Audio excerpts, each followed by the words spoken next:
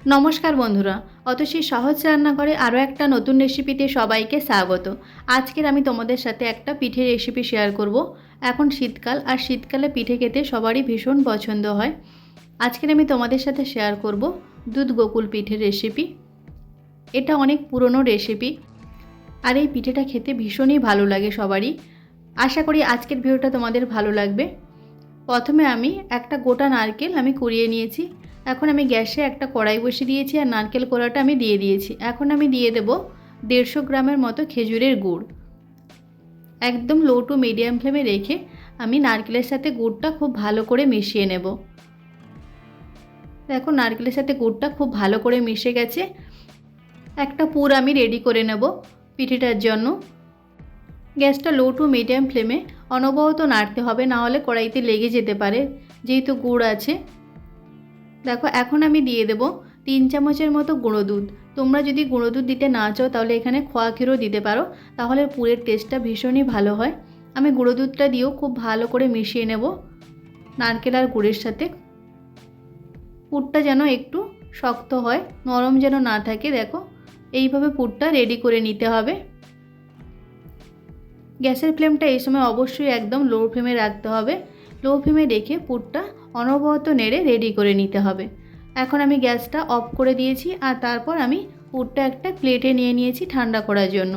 এখন আমি একটা ব্যাটার বানিয়ে নেব। তার জন্য একটা বোল নিয়েছি, দিয়ে দেব 3 চামচ ময়দা, আর দিয়ে দেব 2 চামচ চালের গুঁড়ো, আর খুব সামান্য পরিমাণ লবণ দিয়ে একটা আমি ব্যাটার বানিয়ে নেব।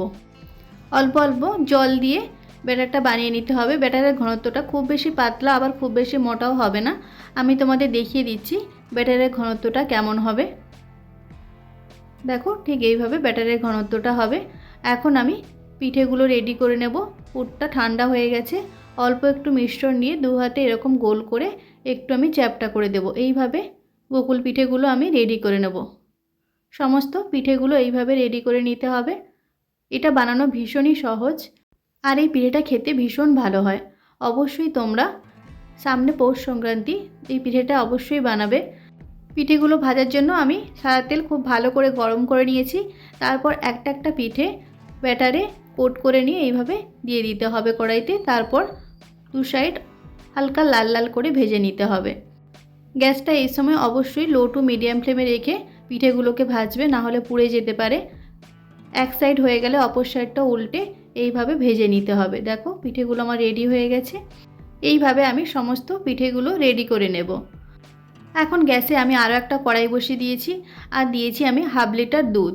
দুধটা খুব ভালো করে গরম করে নিতে হবে। দুধটা ভালো করে গরম করে দুধটা ঘন করে নিতে হবে। দুধটা অর্ধেক করে নিতে হবে ফুটিয়ে।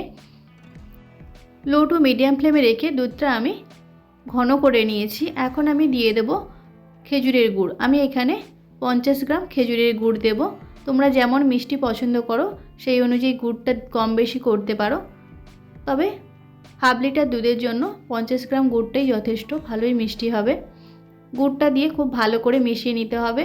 আর গুড়টা দেওয়ার সময় অবশ্যই গ্যাসটা লো ফ্লেমে রাখতে হবে, না হলে অনেক সময় গুড়টা দেওয়ার পর দুধটা ফেটে যেতে পারে। তাই অবশ্যই গুড়টা দেওয়ার সময় একদম লো ফ্লেমে রেখে গুড়টা দিয়ে খুব ভালো করে দুধের সাথে মিশিয়ে নিতে হবে। আমি গুড়টা দিয়ে 5 মিনিটের মতো ভালো করে ফুটিয়ে নিয়েছি। এখন আমি দিয়ে দেব আগে থেকে ভেজে রাখা গোকুল পিঠেগুলো। সমস্ত পিঠেগুলো আমি দিয়ে দেব, আর একদম লো ফ্লেমে আমি 2 থেকে 3 মিনিটের জন্য ফুটিয়ে নেব পিঠেগুলো। তারপর আমি উল্টে দিয়ে আবারও আমি 2 মিনিটের জন্য লো ফ্লেমে রেখে ফুটিয়ে নেব। তাহলেই রেডি হয়ে যাবে আমাদের দুধ গোকুল পিঠে। এখন আমি গ্যাসটা অফ করে ঠান্ডা হতে দেব। তারপর ঠান্ডা হওয়ার পর আমি সার্ভ করে দেখাচ্ছি। দেখো, পিঠেগুলো দেখতে যেমন সুন্দর হয়, খেতেও ভীষণ সুন্দর হয়। সামনেই পৌষ সংক্রান্তি, অবশ্যই তোমরা বাড়িতে একবার এই পিঠেটা বানিয়ে দেখো, ভীষণ ভালো খেতে হয়। বাড়ির সকলে ভীষণ পছন্দ করবে। আশা করি আজকের ভিডিওটা তোমাদের ভালো লেগেছে। যদি ভালো লাগে তাহলে অবশ্যই একটা লাইক করে দেবে, আর কমেন্ট করে জানাবে কেমন হয়েছে আজকের রেসিপিটা। আর আমার ভিডিওগুলো যদি তোমাদের ভালো লাগে তাহলে অবশ্যই আমার চ্যানেলটিকে সাবস্ক্রাইব করে আমার পাশে থাকবে।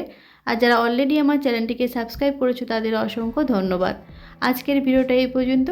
নেক্সট কোনো ভিডিওতে তোমাদের সাথে আবার দেখা হচ্ছে নতুন কোনো একটা রেসিপি নিয়ে। ততক্ষণে তোমরা ভালো থেকো, সুস্থ থেকো। ধন্যবাদ।